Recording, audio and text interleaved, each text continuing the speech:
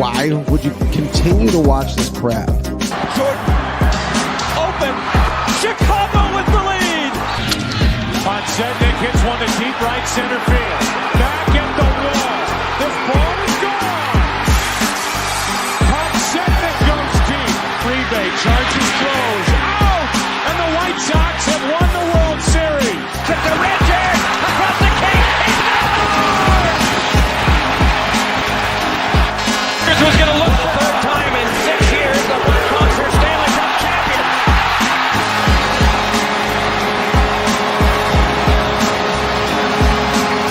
Hugh Glovin throw to Rizzo. It's in time, and the Chicago Cubs win the World Series. And what is going on, Windy City Sports Talk fans? It's your boy, Brandon Combs, coming to you live in 2024 with my guy, Ryan, ever-loving Fitzgibbons. What is going on, Ryan? I haven't seen you in almost a year. Yes, the future, you say, Combs? The future? We're going to be talking about a lot about the future and the past. Yeah, we are. So, looking back, absolutely. Forward, looking down, navel gazing a little bit. Absolutely. We have got a lot of stuff to get to. It is 2024. The Bears have a chance to knock the Packers out of the damn playoffs. That I can't wait to see that. Yeah, I mean, good chance. Good chance. It is a good chance. Feeling good. I think they look good. I think that they've got a better chance of beating the Packers that they've had since 2018, when was the last time they beat the Packers. Last time we won at Lambeau Field was 2015. Did you know that in the last 30 years, the Packers are 49-14 against the Bears? That's insane. But we're going to talk about that. We're going to talk about the Bulls. We're going to talk about the Cubs, the White Sox making some things happen. I think that they're going to be a sneaky good team. But before we get to all of that, we want to say Happy New Year to all of our listeners, all of the people that normally join us, everybody who's here every week. We appreciate everything that you guys have done. And we want to take you back on a little journey. A journey of Windy City Sports Talk in 2023. See if you guys can spot the difference between what we do now and what we did then. Enjoy. Right. We are in the new bar, the new setup. We're live together, not remote. We actually exist together. I can even get in your camera if I want to. So it kind of, what the Bears are doing, man, I'm buying in. I'm in on polls.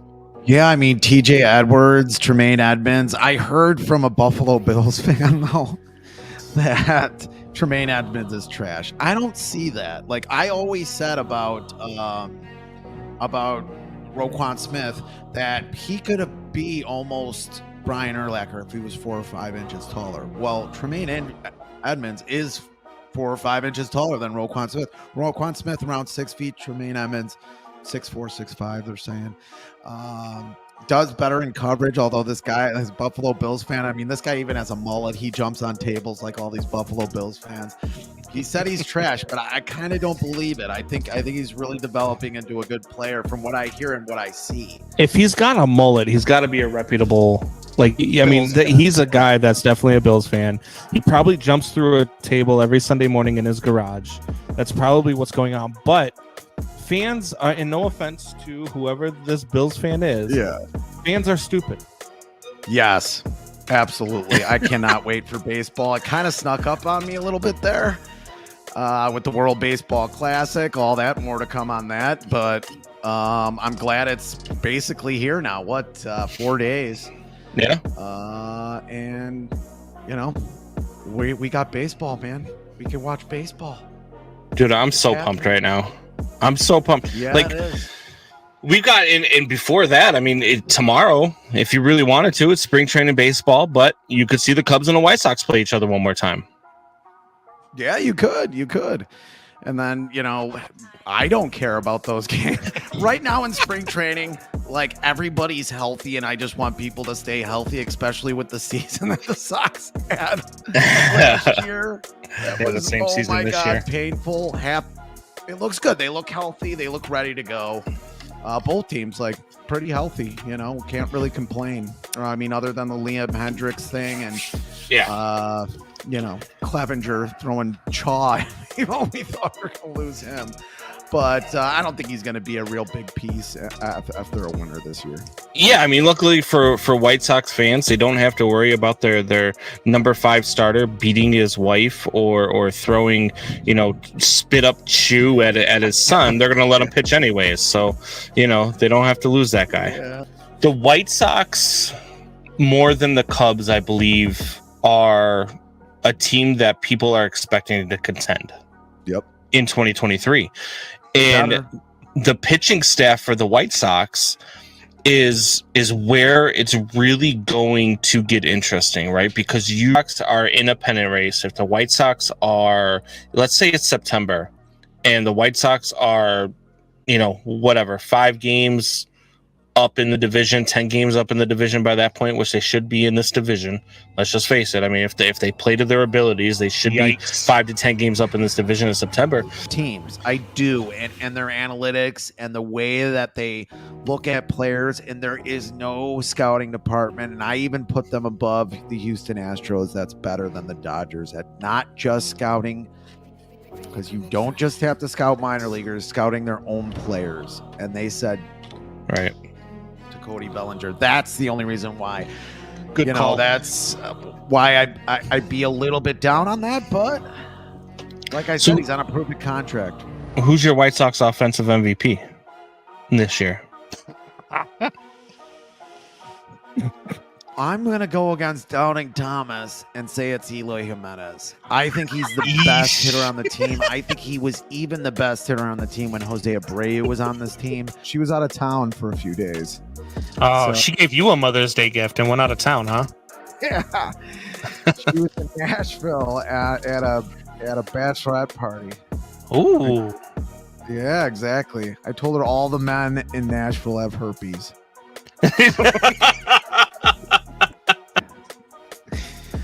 Well, I don't know who needs to hear this, but don't eat a spicy dinner. And then afterwards, watch White Sox baseball. And then after that, watch an episode of Black Mirror, the Twilight Zone type show on Netflix, and then go to sleep. I don't know who needs to hear that. That is a domino effect you do not want happening in your dreams. That's it. Like it. Jeremiah says, I think Combs peed a little when he confirmed the Cardinals are the worst in the NL. Or jerked off a little. I don't hate it. All right. You know the deal. It's a diatribe. It's a conspiracy theory. It's Island in the middle of unapologetic and sort of inaccurate sports talk. Kenny Pickens. The Shohei Ohtani. Wide receiver. George Pickens. George Pickens. There you go. Or the Bears have a Pickens, too. They got him in the last draft. But anyway, he had a decent game last year. The show, we talked a little bit about it, just a little bit. The Shohei Ohtani sweepstakes are over. Just in case you didn't hear that at the beginning of the show, I've been stuck under a rock on Mars or died of boredom. Yes, icebergs have been more entertaining than charting private flights of the best player in baseball. He could have got on that goddamn door in Titanic, but fat Kate Winslet wouldn't let him on anyway. You can't explain this to anybody with a football mind. Okay, they're not going for the field goal, right? And then everybody's like, oh, yeah, the way he explained it made a bunch of sense. He would have, with the wind, it makes him 8 yards outside of his range. We didn't want to take that shot, so we went with the Hail Mary. Okay, here's the thing. Rewatch the game. Because the Cleveland Browns won the coin toss. The Cleveland Browns won the damn coin flip. And they elected to take the ball, which means you get to elect which side of the field you're going to defend. Which means you get to decide which side of the field you're going towards in the second and fourth freaking quarter. Why are you going against the wind? What are you doing?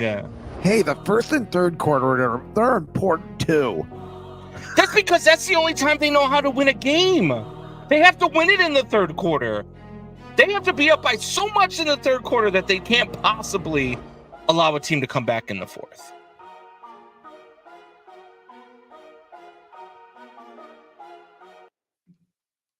There you have it. Memories. When we didn't have a mic stand. We didn't have a mic stand. We were going off of our scotch. We were going off of the cameras on our computers. Yeah. We were drinking beers and watching, the World Baseball Classic. Watching the World Baseball Classic. That's when we had a few drinks. My wife asked if I choked you yet. And you're like, why is he going to? That was the first time that I met Nicole. And she asked if you had caused me bodily harm yet.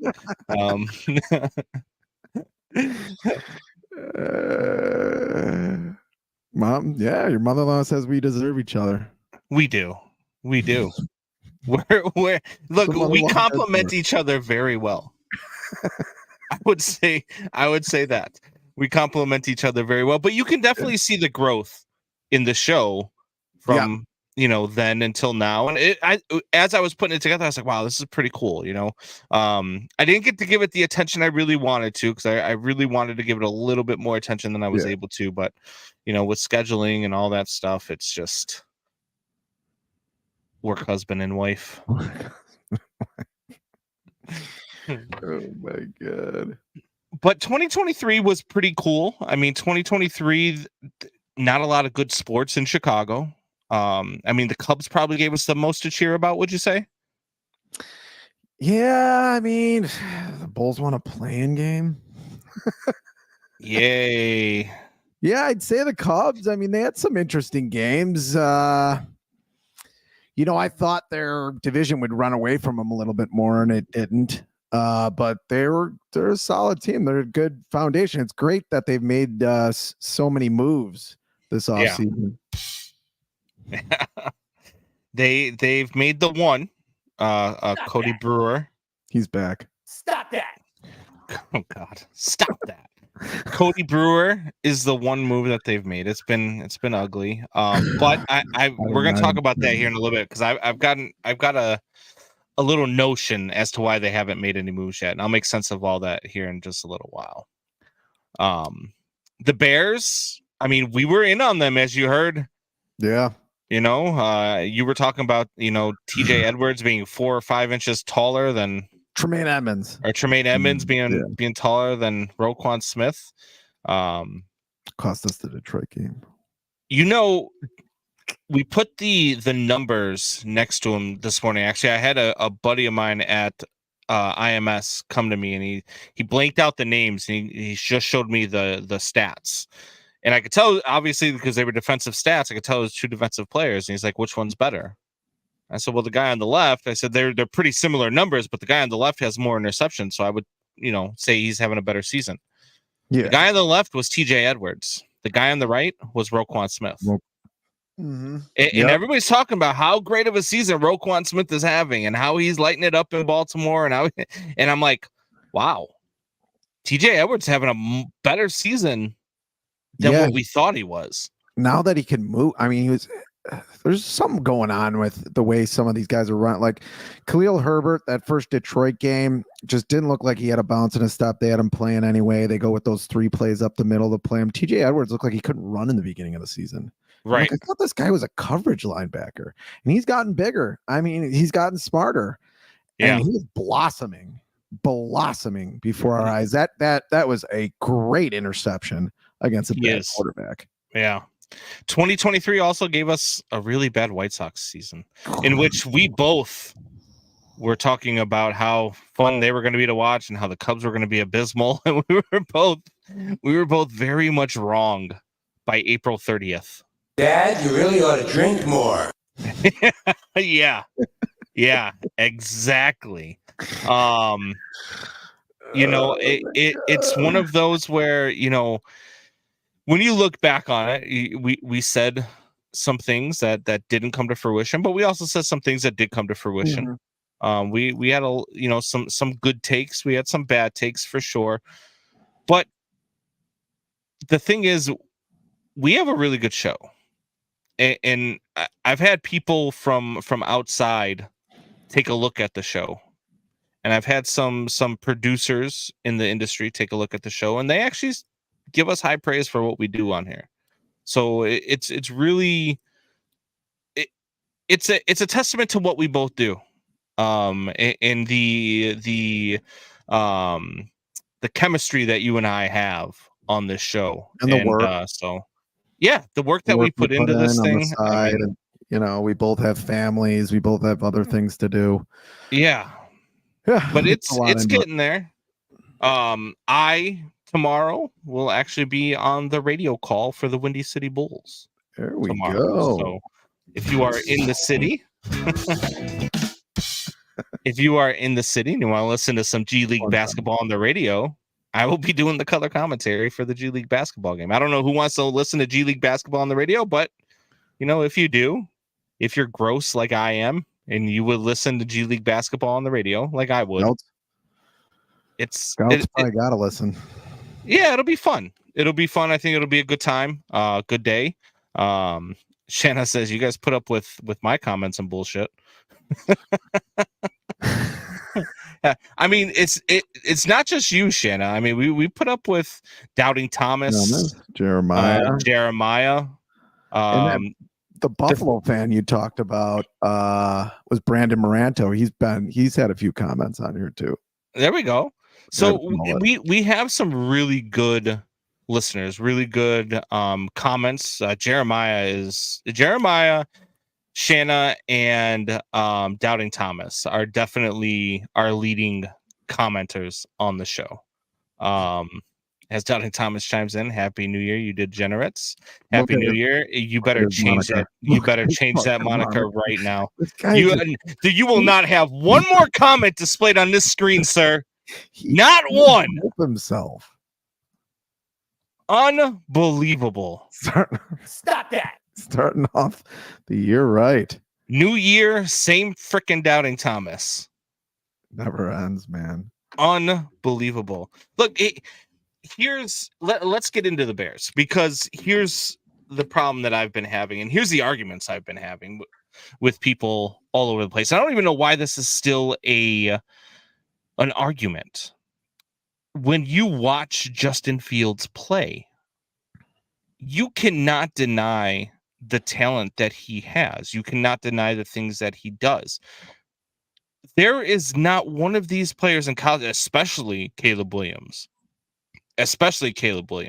I would think about Michael Penix Jr., and then I would go into his medical history and realize that he has 2 reconstructed knees and probably shy away from it. Left-handed. I'm sorry, that means something to me. Yeah, but he's got 2 reconstructed knees already, and he's 26. They're all older. A lot of them are older because they live. So you're not going to get. Here's my thing with the Bears, and this is what I've said. I don't. Whatever they do, I believe they should build around Fields. I believe they should get rid of Eberflus. I believe obviously they should get rid of Getsy. However, if they keep Eberflus, to me it suggests they're building around Fields. But they're the Bears, so it wouldn't surprise me if they went the other way with it. Me personally, I just want you to get it right. You cannot go out and draft whoever it is, Caleb Williams, Michael Penix Jr., Drake May, Bo Nix, whoever it is you draft, and trade Justin Fields and come out next year and be worse than an 8-win football team. If you do that, you should lose your job. You should lose your job. You should be fired. Ryan Poles should be fired. Eberflus should be fired. Anybody who goes away from it should be fired, because what you're saying to the fan base is, look, we're doing what's right for the football team, and what's right for the football team is a different quarterback makes us better. You're not telling us it makes us worse. You're telling us that makes it. I'm not giving you 3 years. You don't have a 3-year rookie window with a rookie quarterback, because you're telling me that this rookie is going to give you better than what you have right now. I don't see that with any one of them. I'm not waiting any longer. I mean, I'm not waiting. The next quarterback should be ready to play. And I don't see a Burrows. I don't see I don't see a NFL ready, if I can get it out, an NFL ready quarterback. Stop that. I don't either. I don't see it. Stop that brain. I don't see an NFL ready quarterback coming out of this draft. I just do not see it. And Andrew Luck, that's who I was thinking about. That's even more of a polished one. And if you remember, Manning wasn't that as polished as those two guys coming out of college. He had the most. I think he still has the most interceptions on any rookie quarterback. Those two guys, I don't see that in a Drake May. I don't see that in a Caleb Williams, and I don't think they could be bad. They can end up hitting the jackpot, but with a team could hit the jackpot with one of those players. But it ain't going to be year one. At least I don't think so. The same guy who didn't think C.J. Stroud was going to be that good, though. Well, and that's kind of like the argument I kind of made. I kind of tooted my own horn when I made the argument, because I was like, look, everybody laughed at me last year when I said that CJ Stroud was 1 and Will Levis was 2 and Bryce Young was 3 on the list of quarterbacks that you would take in the first round, and everybody laughed at me and everybody scoffed, and then I didn't like it came to fruition. And this year, I don't see not one of these quarterbacks is a franchise changing quarterback.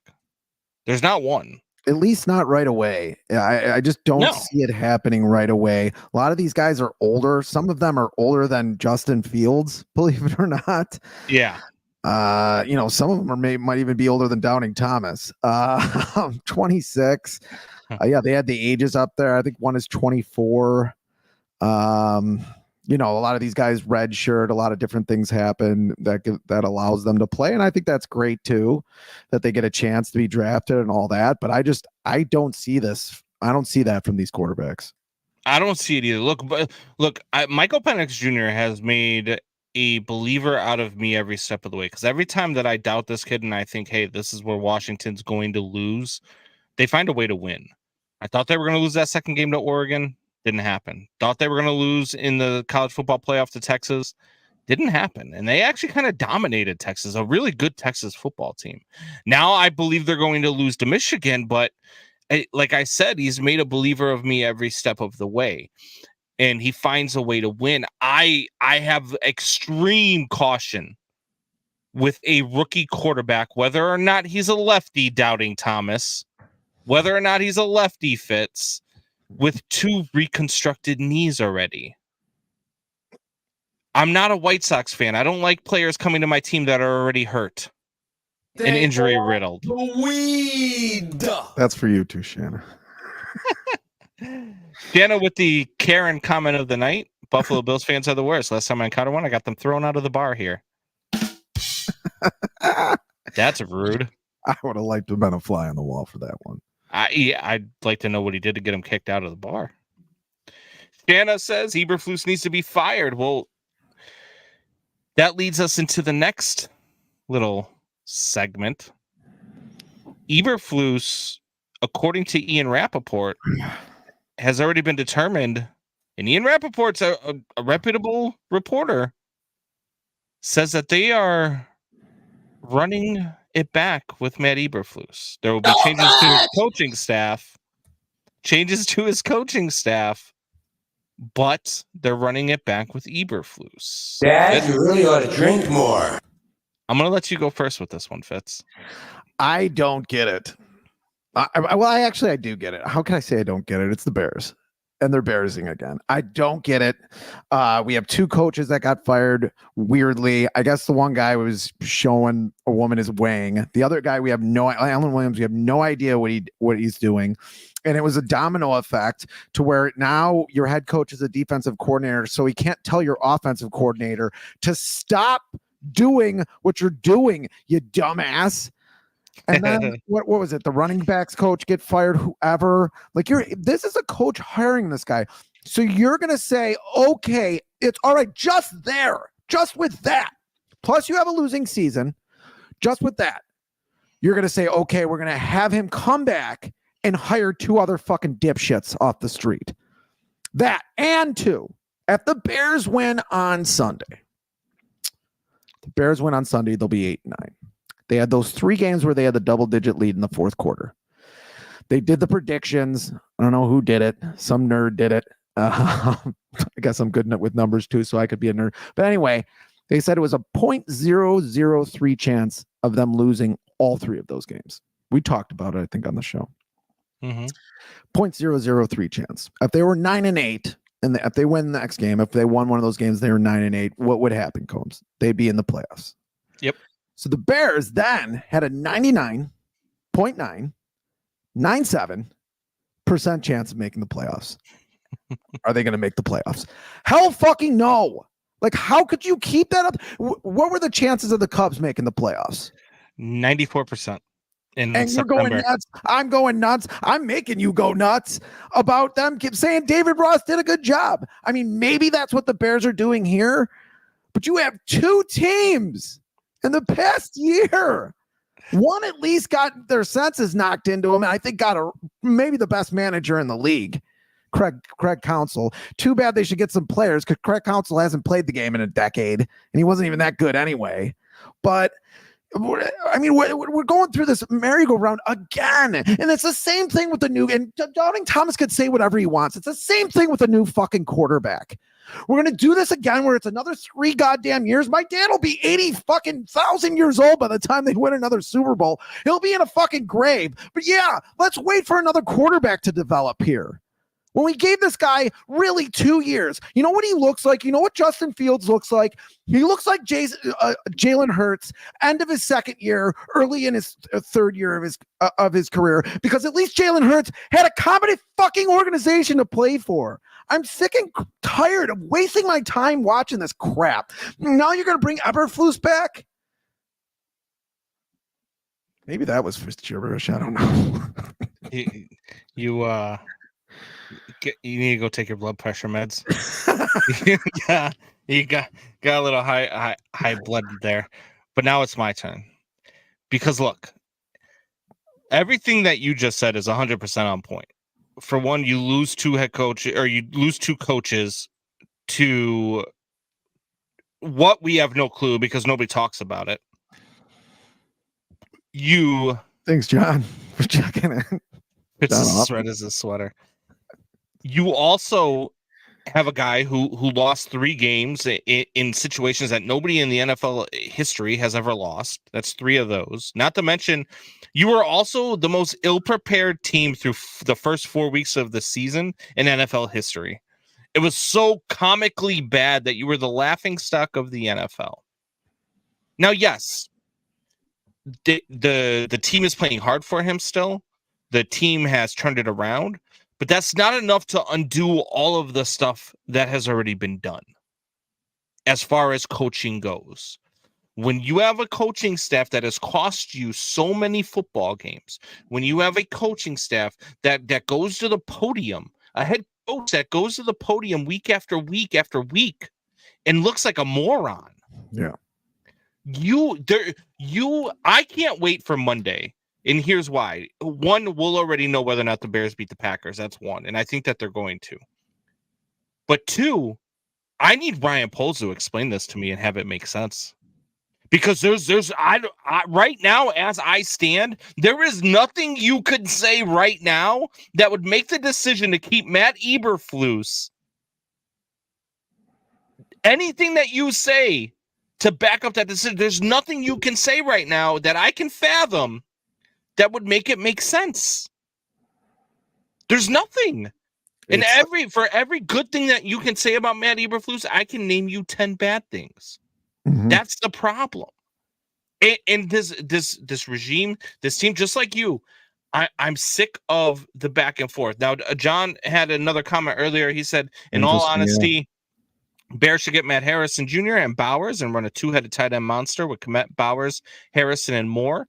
And Penix in round 2, if available, to create a quarterback competition, get a viable backup that complements your QB1. Well, the only problem that I have with that right there is you go get Michael Penix in round 2. But you're still, if you're bringing back Eberflus, you can't bring another young quarterback into this. You've already done that the entire franchise's history. You do that time after time again. You bring in a young quarterback with a lame duck head coach. You can't do that. That's the problem I would have with taking any quarterback. I don't mind taking, whether it's Penix, whether it's Bo Nix, whether it's Drake May in the second round, to get those guys in the second round to create a quarterback competition. I'm perfectly fine with that. I am at 110% fine with that. Whatever you've got to do to turn this franchise around, I am fine with. But you do not bring back Matt Eberflus and then go draft a quarterback. If you want to create a quarterback competition at that point, you've got to go get yourself a veteran backup. That is the only way that you can do this and have it make sense after you try to make sense of actually keeping this guy. Because again, there is nothing you can do that makes this make sense. Yeah, it's like going to your friend's abstract art exhibit with painting art exhibit, and then being like, "Yeah, do you see it?" And you're like, "Yeah, it's a pig," and they're like, "No, it's a mother holding her baby," and you're like, "Okay, Yes, we're not seeing the same thing." I mean, obviously, or we're when not. my 6-year-old draws something on a birthday card, and you're like, "Oh, what is that? What is that? A fish? No, that's us barbecuing." Oh, Yeah. okay. There we go. Yeah, it's just there's nothing. Yeah, I can't. I've tried to think about it. I've tried to think about ways to make this make sense. There's nothing. There is growth, nothing. So they want continuity. We see growth. You see growth from a team last year where you got rid of your two best pass rushers, your linebacker. I mean, you on a team that was already terrible. You see a team where there is so much talent, and there has been so much talent on this team, where it is finally overcoming the bullshit coaching. This team has been so talented. This is why we thought it was a 10 to 12 win team at the start of the season, because of how talented they were. What we didn't take into account was that the coaching staff was shit. And that's what it is. And there's nothing you can do to make it make sense to bring him back. Block test. The Rorschach test. Yeah, I like that. It is like an block test. I don't think the Bears are favored, but do they like? If Packers are only a 3-point favorite, then I would say that Vegas does like the Bears. If Eberflus does come back, I'm sending him to a bar to grab Shanna's ass. She said he grabbed my ass, so it was either I punched him or get him thrown out. I'm sending Eberflus to grab it. So that way I could either watch you punch him, Stop that, or watch you get him thrown out of a bar.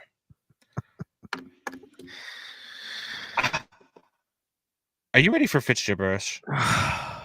Are you ready for Fitz gibberish? I'm always ready for Fitz gibberish. Yeah, we got some new intro music. It's a little loud. It's a diatribe. It's a conspiracy theory. And yes, it's an island in the middle of unapologetic and inaccurate. I could barely talk recently. Trying to think of Andrew Luck. Sports talk. The future, you say, Combs? I'm gonna ramble.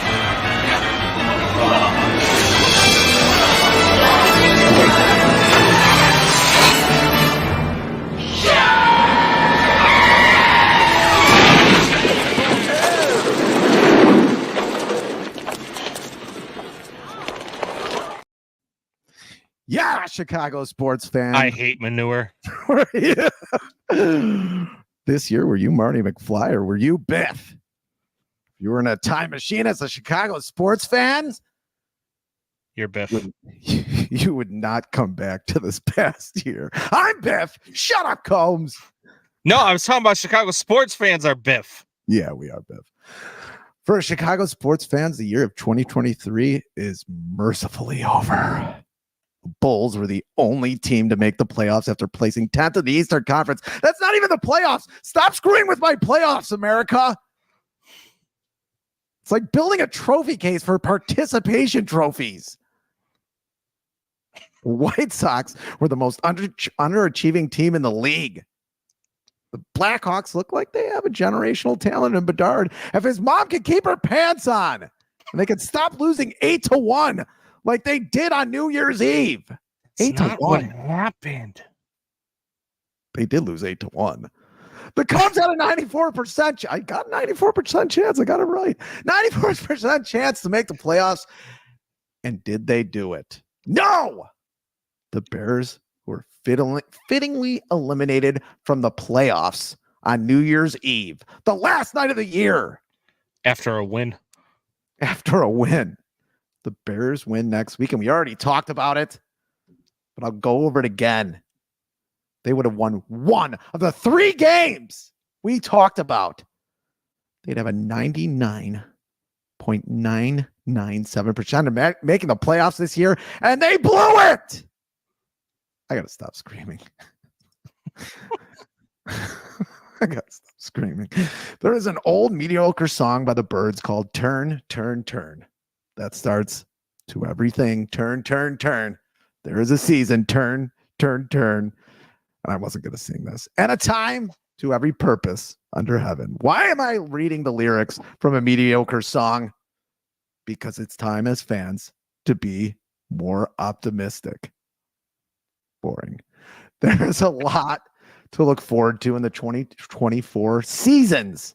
And there's a prescription to turn this burning manure-filled freight train around. And I say it's ayahuasca.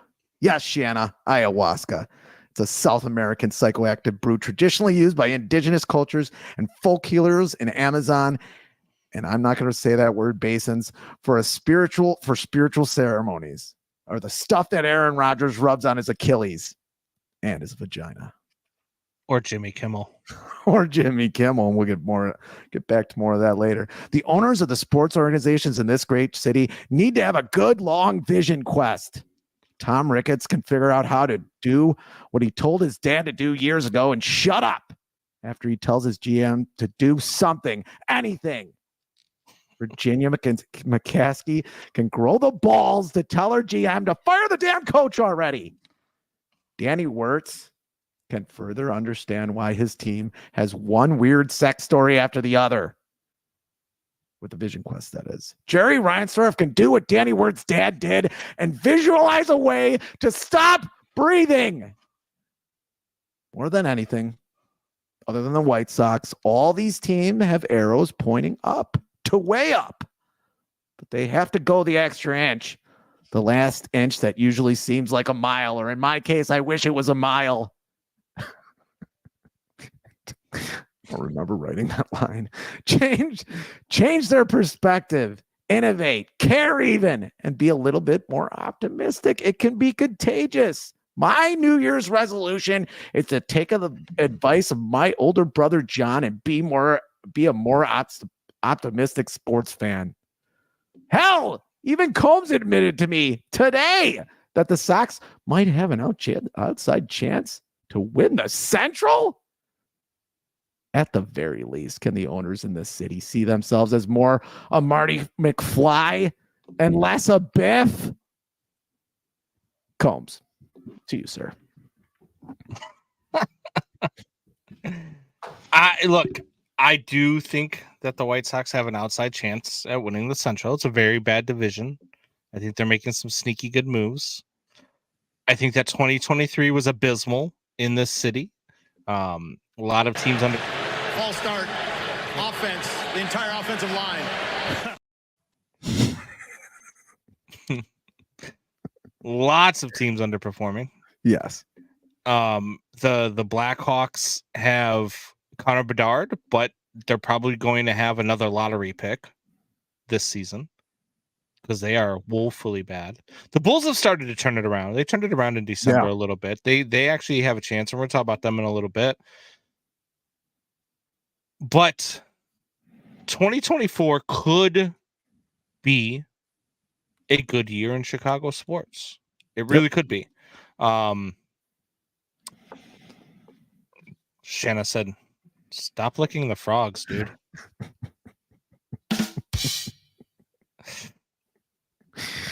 Shanna said, "Let's see if they keep what moves they made without trading half of them at the trade deadline during the season." See, that's the thing. And we can talk about it right now. The White Sox, I think, have made some quiet, sneaky, good moves. Brett Phillips, really good move. I like Brett Phillips a lot. They only signed him to a minor league deal too at that. I really like that pickup. I like the pickup of Maldonado. I like the pickup that they're starting to make.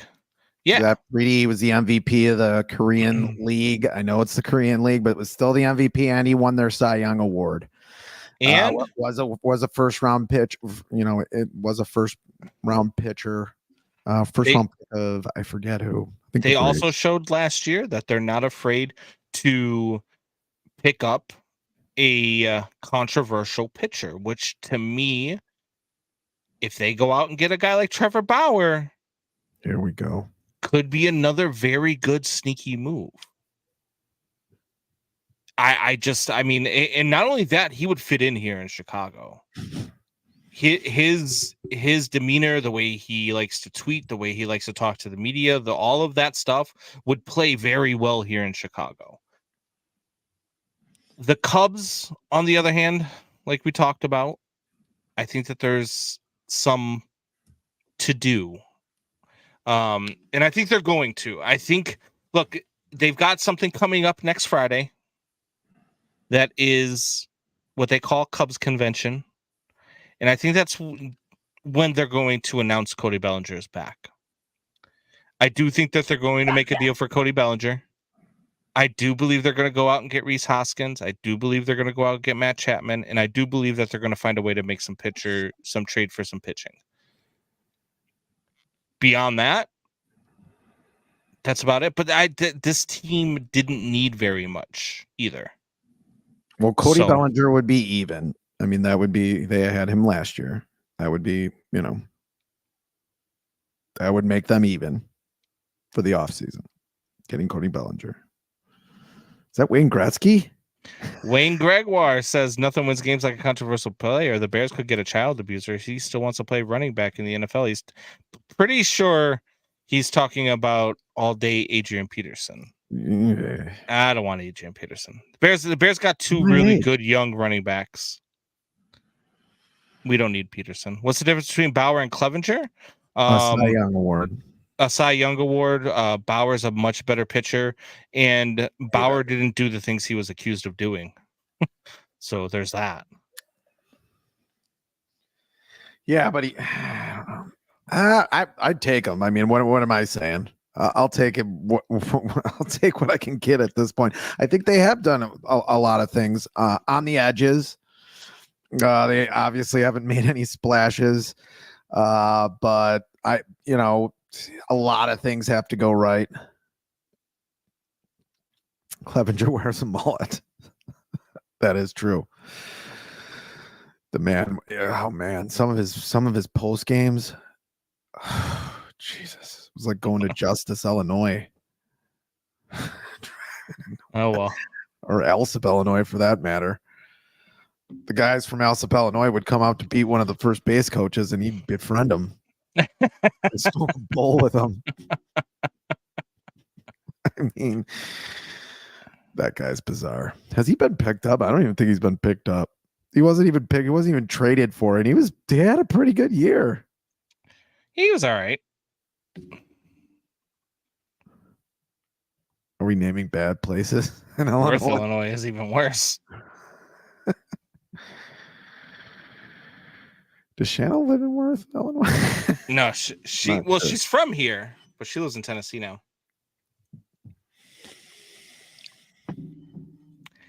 I think that the White Sox can be. I think that the thing that they're doing is they're building a roster full of guys who have something to prove, and that sometimes can really amount to something.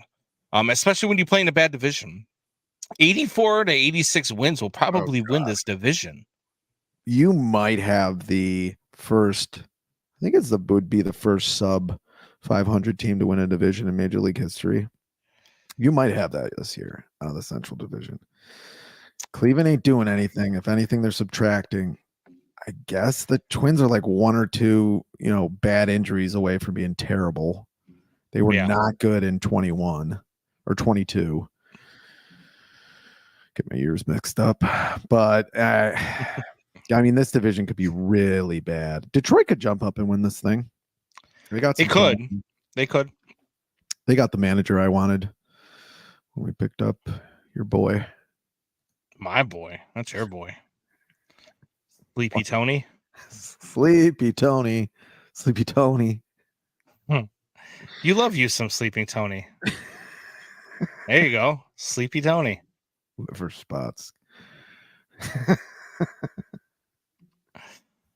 Look, I don't know. I mean, it remains to be seen. I mean, look, the rest of the offseason needs to play out. We need to see what the roster is heading into. But look, there's some talent on both teams. The White Sox have some talent. The Cubs have some talent. They just have to play to their talent. And that's been a problem for the White Sox. You need Eloy to stay healthy, which has been an issue. I think that Luis Robert had a breakout season last year. I really do. And then you need Yoel Moncada to actually want to play baseball for 130 games. Like, I mean, that's what you need.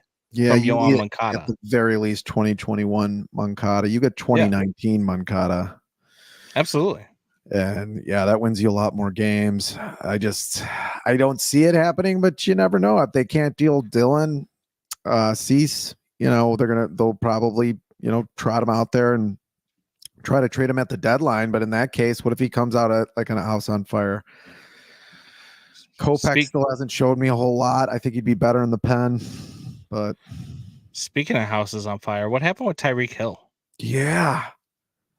What happened? I don't even know what happened. You were talking about before the show. I don't know what happened. So, and let's get our tinfoil hats on. Oh God. So I got the news. I read a blurb about it before the show. A couple of them actually. I got the news from our own Doubting Thomas, who is now our reporter in the field. Oh boy. Because neither of us knew about it. Yeah, his house burnt down. They're saying a kid did it. Now that is going to be what. Just before we talk about anything else, that is going to be a great Hard Knocks episode. It will be a great Hard Knocks episode. No, because they have the Hard Knocks going on. They have an in-season Hard Knocks episode going on right now. It's the first in season one. They use the Dolphins. I already watched an episode. It's pretty good. Like, and they picked they obviously, this is the team I would pick because I love Mike McDaniels. He's great in it. He's like, I'm just going to be myself. Fuck that. Yeah. Did you hear the Mike McDaniels when they were like, praising Dan Marino for his career? And he's like, we're going to beat all your records, Dan. Yes. Yeah. Fire officials in Florida have revealed the cause of the fire that broke out on Wednesday at the home of Miami Dolphins All-Pro Tyreek Hill. Davis Ferrer ruled the fire as an unintentional accidental event that was sparked by a child who was playing with a lighter inside the home.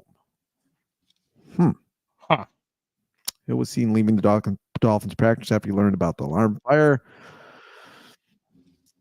He still has an ankle injury. I guess that's more important. Tyreek has been in communication with his family. Everyone is out safe. When something like this happens, and you had Andre Rison weirdly, and then the real famous one is when Kareem Abdul-Jabbar, who probably had the most extensive jazz record collection.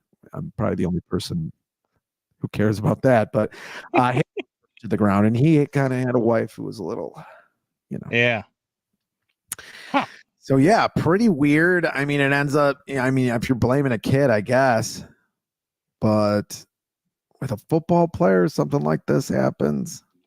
Yeah, it's a little Jesse Smollett. A little bit where, oh yeah, two white guys, beat me up in Chicago, and it was 3 a.m. I was going to Subway. There's something going on. Put your tinfoil hat on, Combs. Well, he has, the rumor has it that he got 3 women simultaneously pregnant. Did you hear about that? This is so, man. Simultaneously pregnant. Wait, he has 3 women. 3 women right now who are pregnant. Who are pool? No, well, he has 3 women right now, not simultaneously, but he has 3 women right now that are all pregnant, saying that they are pregnant with his child. Yeah. Whew. All at the same time. Yeah. I mean, that's a record not even I've had. Yeah, Tim Anderson. Yeah. Hold my beer, Tim Anderson. Right. I'll show you what's happening. So, I mean, yeah, and he's on Hard Knocks a woman lot. scorn, maybe? His wife. Yeah. All your sports memorabilia gone. Oh. We were just talking about your nice new helmet. Show that bad boy. There you go. Beauty. This is my nice new salute to service Chicago Bears DJ Moore autographed helmet. There you go. Because sometimes when you get a Bears like jersey or helmet, it can end up being a bad player. But at least you know for sure. Yeah. DJ Moore is the man, even though he didn't make the Pro Bowl. But we're jumping around. He's a stud. I mean, he's a stud. I can't believe he didn't make the Pro Bowl. It's ridiculous. But I don't think he cares. I don't think he's one of those guys that cares. Jeter needs to teach a class to these guys. Tons of sex. Tons. No sex scandals. No kids. How do you know he was having tons of sex? Gift basket. Maybe Wayne was there. Gift basket. Wayne, were you having sex with him? What was going on? I said it in one of my Fitz gibberish. It's the Jeter gift basket. I would have had sex with Jeter.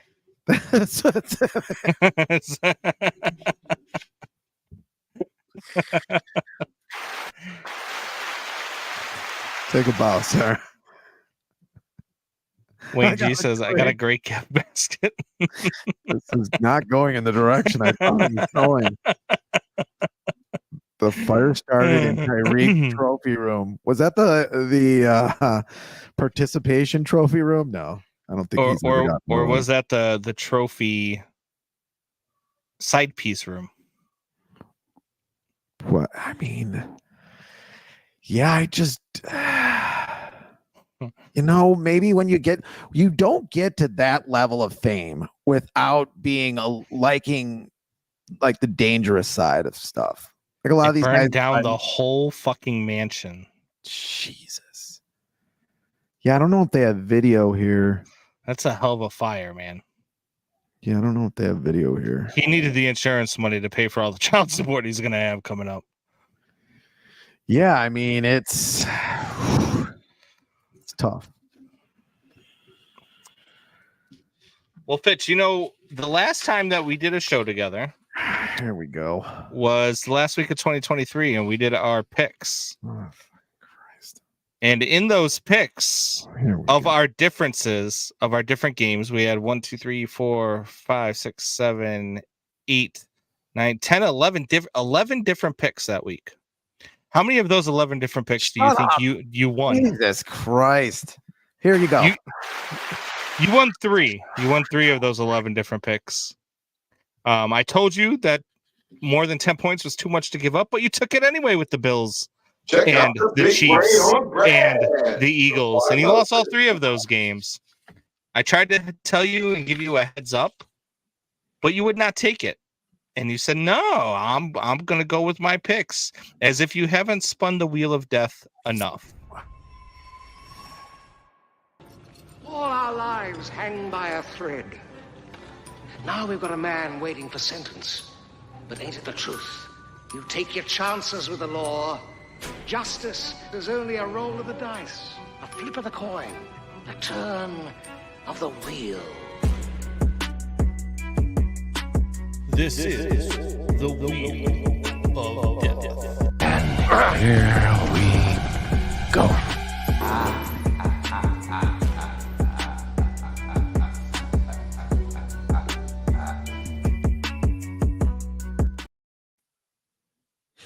Stoic.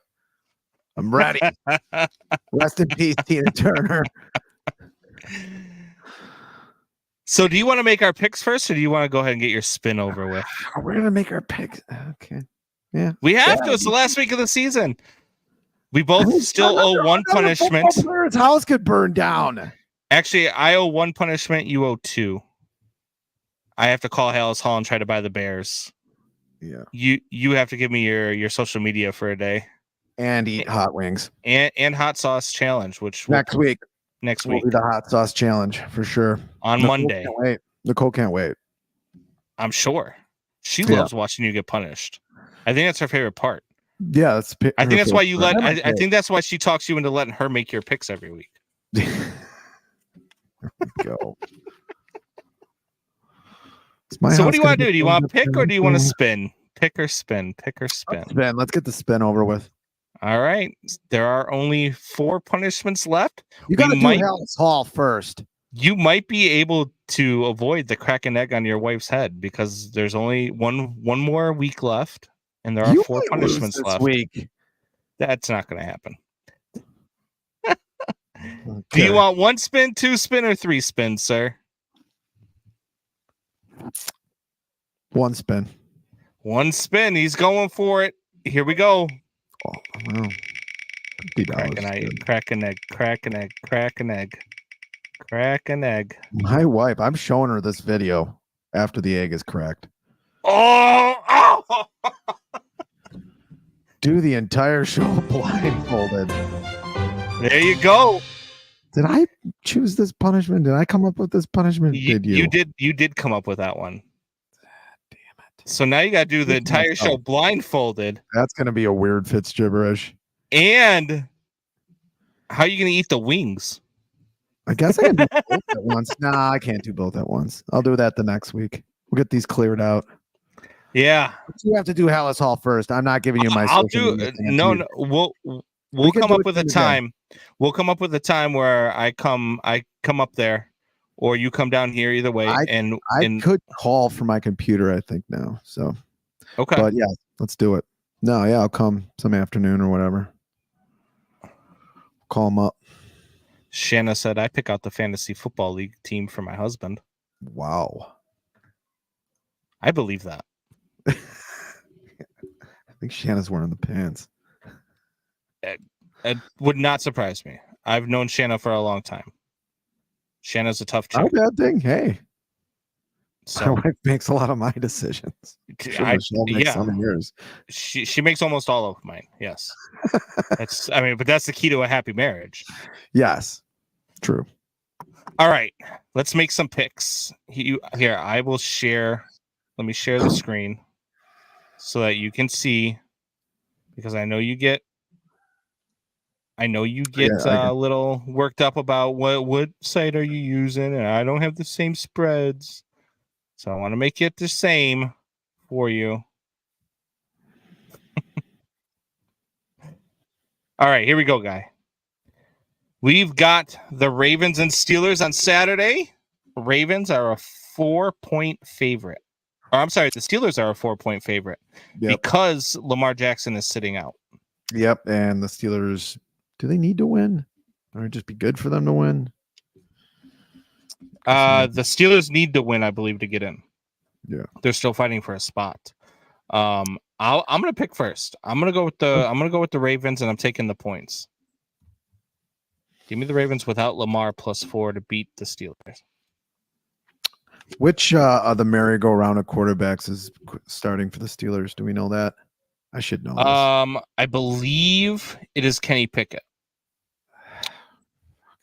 If I'm not mistaken, but I could be mistaken.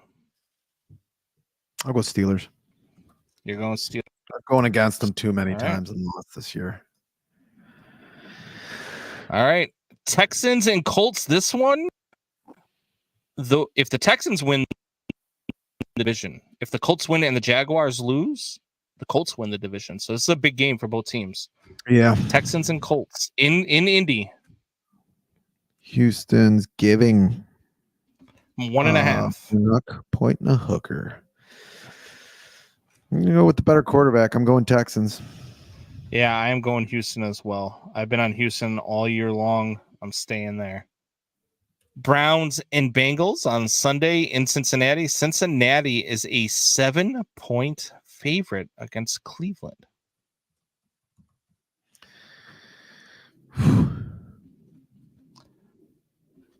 You want to pick first, or you want me to? Flacco is not playing. I don't believe so. Flacco is not playing. Whew. Cincinnati has to win. I'll go Cincinnati. I knew you would. I already wrote it down. I'm going with Cleveland, and I'm taking the points. I think Cleveland's defense is so damn good. to take. Cleveland's defense That's is a so lot of damn points good, to take. and they're better than Cincy. Cincy's bad right now. Mm-hmm. Hey, don't get mad at me because you lose. It's not my fault. Vikings and Lions. Vikings have an outside chance. They need to win and need like 4 teams to lose to make the playoffs. Lions have the division wrapped up. A rumor has it Goff is going to play though. Lions are a 3.5 point dog. I am on the Lions on this one. Mm-hmm. I saw that Vikings game against the Packers. That their defense have given up. A lot of their defenders are making business decisions. Yeah. So Jaguars, Titans in Tennessee. Jacksonville, 3.5 point dogs. Or a 3.5 point favorite, I should say. Titans are a 3.5 point dog. They need the win. yeah, I'll go with Jags. I am going as well. All right. Jets and Patriots. This game matters not a bit for either one. The Jets do not have Zach Wilson. He will not start this week. Patriots trying to secure the number 3 overall pick. Might be a game of who wants to win less. Yeah, no.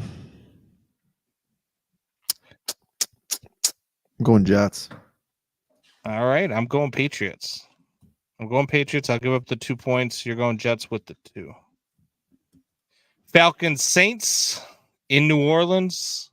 Falcons have an outside chance of making the playoffs. They have to beat the Saints, and then they need the Buccaneers to lose against the Panthers. Falcons are a 3 point dog.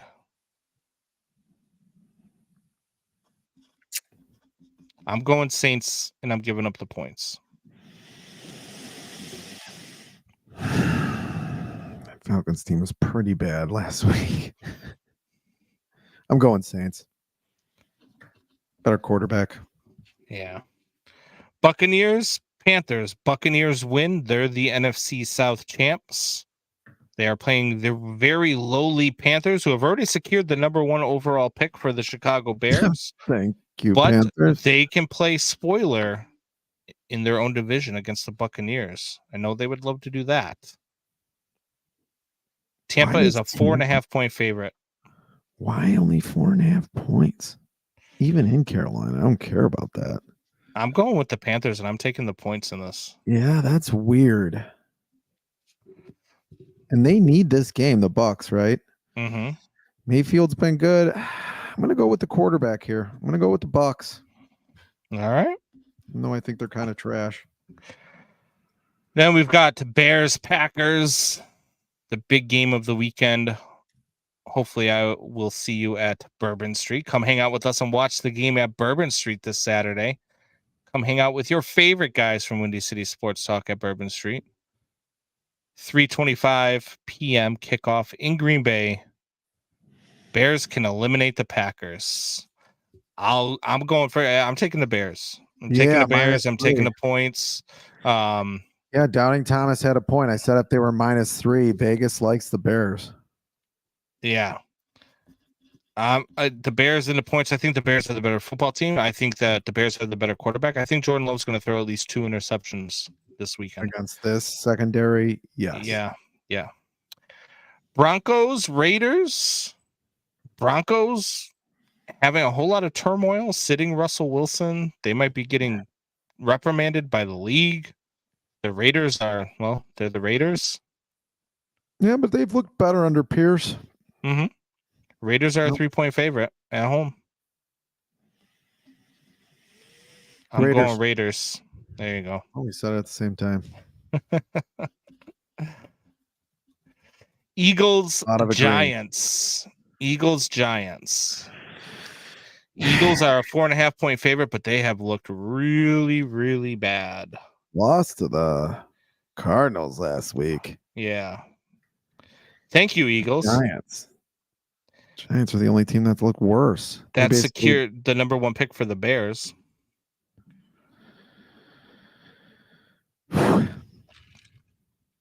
-4.5 Philadelphia. That's weird. Is Hurts playing? I don't know, to be honest with you. But either way, I'm going Eagles. The Eagles are just so much better team. With the 4.5. I'm going Eagles too. I hate to agree with you. Seahawks and Cardinals. Seahawks need a win to get into the playoffs. Cardinals are a bad team, but they're playing a little bit better. And with their win last week, took them out of running for the number 1 pick. This could vault them out of the top 5 if they win again this week. -2.5. I'm going Seahawks all day on this one. Yeah, I mean, I don't know. I think the Cardinals are going in not wanting to win. Yeah, they want to be 4-13. Yeah. Yeah, I'll go Seahawks. Chiefs and Chargers. Patty Mahomes on the bench for this one. Chargers going with Easton Stick, obviously, as they have been. Mm-hmm. This game, it kind of means something. Doesn't really mean anything for the Chiefs. I think they've got the 3 seed all locked up. I'm going Chiefs. Chiefs plus the points. Mm-hmm. It's weird to say Chiefs plus the points, right? Mm-hmm. I'm with you. I'm going Chiefs plus 3.5 on this one. Chargers are 5-11. They kick the shit out of the Bears on national television. Rams and 49ers. Niners are a 4-point favorite over the Rams. Rams already secured a playoff spot. Game means nothing for either one. Stafford is probably resting, getting ready for the Detroit Lions. Purdy's resting. Yep. I'm going Niners. Better team. I'm going to take the Rams in the points in this one. I agree the Niners are a better team, but I think with both, it's going to come down to running back, and I don't think that the Niners are going to play CMC very much. No. So I'm going with Kyron Williams and the Rams. Have fun with that. Dipshit. Cowboys are a 13-point favorite over Washington. I'm taking Washington and the points. It's too many points to give up. I don't care. Me too. You learned from your mistakes, I see. No, I just don't believe in the Cowboys at all. If I can get a chance to go against the Cowboys, I will. And then Bills and Dolphins for the NFC East title on Sunday Night Football in Miami. Buffalo is a 3-point road favorite. No Tua. Yeah, I'm going to be rooting for the Bills anyway. My buddy is a Bills fan, so. Yeah, I'm going with the Bills as well. No Tua is a much different Miami team. Him being out for the year is tough for Miami to swallow. I think they lose the division here, and then they lose in the first round of the playoffs. Yeah, it's tough because they were really good. They were a favorite in the AFC with Tua, but is Tannehill still available? Shanna says I share the pants. It's a way to go, I guess. How do you go to the bathroom that way? I mean, could be very exciting for her husband. Yeah. But all right. Well, that has been our first show of the 2024 year. Yeah, boy. We will be back on Monday. Again, I will for sure be at Bourbon Street on Sunday for the Bears and Packers game. Fitz, I know you're thinking about coming up. So if you guys want to come up, if you guys want to come up, if you guys want on the air, want to hang out, what? I'm just trying to tell the people they can come hang out with us. I know, but I can't make it. Yeah, you can. You just don't want to. Thing. I'm so looking forward to. No, I like that side of the family actually, but I'd rather be. I gotcha. I gotcha. That's all right. But you guys can still come hang out with me. My wife will be down there as well. We're gonna hang out. We're gonna watch the Bears and Packers with some friends, and get some things going on. So come hang out at Bourbon Street on Sunday. Watch Bears Packers. Talk some sports with Combs and Fitz if I can talk him into it. We'll see you guys. We'll see you guys on Monday night. Either way, we're back to same bat time, same bat channel as always. Monday night, 6 p.m. Tell your friends, tell your neighbors, tell your enemies.